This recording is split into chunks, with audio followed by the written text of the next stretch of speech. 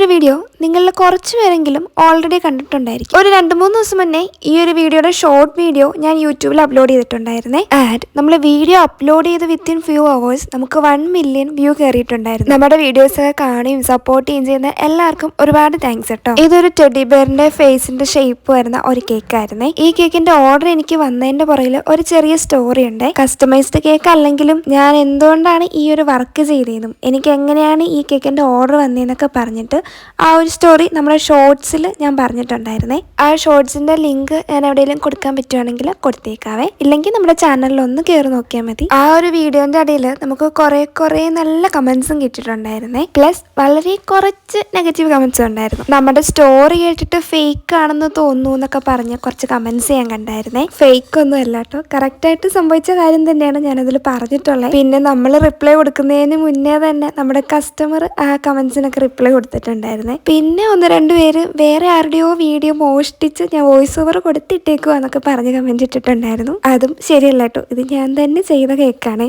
അങ്ങനെ വേറൊരാളുടെ വീഡിയോ മോഷ്ടിച്ചെടുക്കാനുള്ള അത്ര കഴിവൊന്നും എനിക്കില്ല കേട്ടോ. ഐ മീൻ മോഷണവും ഒരു കലയാണല്ലോ, ആ കല ഇല്ലെന്ന് ഉദ്ദേശിച്ചത്. ഇങ്ങനെ കുറച്ച് 2-3 നെഗറ്റീവ്സ് ഒക്കെ ഉണ്ടായിരുന്നേ. പിന്നെ കുറെ നല്ല കമന്റ്സ് ഒക്കെ ഉണ്ടായിരുന്നു. And I M so happy. കാരണം ഞാൻ എപ്പോഴും തന്നെ എനിക്ക് നല്ലതാണെന്ന് തോന്നുന്ന വീഡിയോസ് ഒക്കെ ഞാൻ അപ്ലോഡ് ചെയ്ത് കഴിയുമ്പോൾ കൂടുതലും എനിക്ക് നെഗറ്റീവ് കമന്റ്സാണ് കിട്ടിക്കൊണ്ടിരുന്നത്.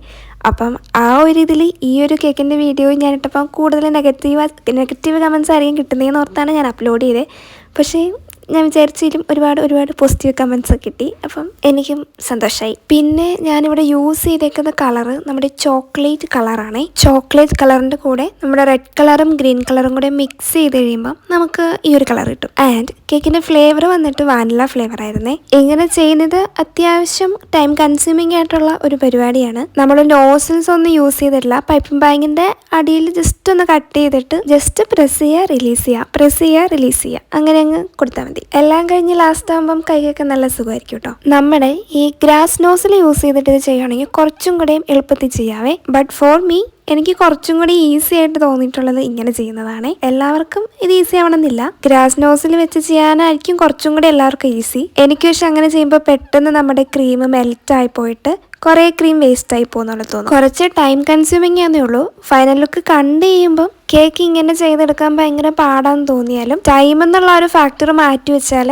അങ്ങനെ ഒരുപാട് കോംപ്ലിക്കേറ്റഡ് ആയിട്ടുള്ള വർക്ക് വരുന്ന ഒരു വർക്കല്ല കേട്ടോ ഇത്. ബിഗിനേഴ്സിനൊക്കെ ഈസി ആയിട്ട് ക്യാച്ച് ചെയ്യാൻ പറ്റുന്ന ഒരു ഡിസൈൻ വർക്ക് തന്നെയാണ്. കേക്ക് ഫുള്ളി ഫിനിഷ് ചെയ്തിട്ട് ഞാൻ ഈ ഒരു വർക്ക് കൊടുക്കാതെ അപ്പോൾ ഒരുപാട് ക്രീം ആയി പോകും. ജസ്റ്റ് ക്രം കോട്ട് ചെയ്തിട്ട് ചെറിയ തിൻ ലെയറിൽ കുറച്ച് ക്രീം അപ്ലൈ ചെയ്ത് കൊടുത്തിട്ട് അതിൻ്റെ മുകളിലാട്ടോ ഈ ഒരു ഡിസൈൻ വർക്ക് കൊടുക്കുന്നത്. അപ്പം കാണാനും കഴിക്കാനും നല്ലതായിരിക്കും. പിന്നെ ചെവിയുടെ പോർഷനിൽ ഞാൻ 2 ഓറിയോന്റെ ബിസ്ക്കറ്റാണ് വെച്ചേക്കുന്നത്. ചോക്ലേറ്റ് മെൽറ്റ് ചെയ്തിട്ട് വെച്ചാലും കുഴപ്പമില്ല കേട്ടോ. അപ്പം നമ്മുടെ കേക്ക് പയ്യ ഫൈനൽ ലുക്കിലേക്കൊക്കെ വരുന്നുണ്ട്. കേക്ക് കണ്ടിട്ടും കഴിച്ചിട്ടും നമ്മുടെ കസ്റ്റമർ നല്ലൊരു ഫീഡ്ബാക്ക് തന്നിട്ടുണ്ടായിരുന്നു. കേക്കിന്റെ ഫൈനൽ ലുക്ക് കണ്ടിട്ട് നിങ്ങളുടെ സജഷൻസ് ഒക്കെ കമൻറ്റ് ചെയ്യണേ. നിങ്ങൾക്ക് ഇതേപോലെ എന്തെങ്കിലും തീം വർക്കൊക്കെയാണോ അതോ സിമ്പിൾ വർക്കാണോ ഇഷ്ടമെന്നും കമൻറ്റ് ചെയ്യണേ. പിന്നെ ഞാൻ ആദ്യം പറഞ്ഞ ഈ ഒരു കേക്കിൻ്റെ ബാക്കിലുള്ള ആ ഒരു സ്റ്റോറി പറഞ്ഞിട്ടുള്ള ഷോർട്ട് വീഡിയോ അതിൻ്റെ ലിങ്ക് ഞാൻ ഡിസ്ക്രിപ്ഷൻ ബോക്സിലോ എവിടെയെങ്കിലും ഒക്കെ കൊടുത്തേക്കാട്ടോ. ഇൻ കേസ് ഇനി ലിങ്ക് കണ്ടില്ലെങ്കിൽ നിങ്ങൾക്ക് വീഡിയോ കാണണമെന്നുണ്ടെങ്കിൽ നമ്മുടെ യൂട്യൂബ് ചാനലിൽ ജസ്റ്റ് ഒന്ന് കയറി നോക്കിയാൽ മതി. പിന്നെ